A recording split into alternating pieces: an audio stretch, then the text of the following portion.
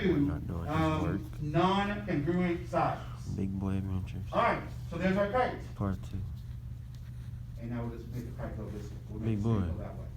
Okay? Alright. Big Boy. So now there's our kite. So now let's ask Big you Boy. a question. Okay, let's ask you a question. Oh, he's too deep. So, if I'm telling you,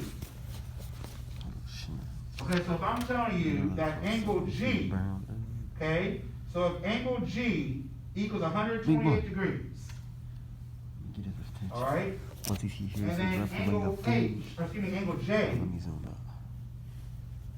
is 72 degrees. Get his attention.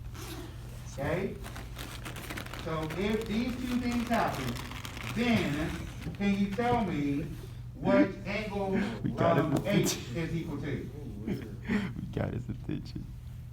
I told you that food always works. So if angle G is 128 degrees, and angle J is 72 degrees, let's try it again. how can I find angle H? How can I find angle H? Big Boy. Alright?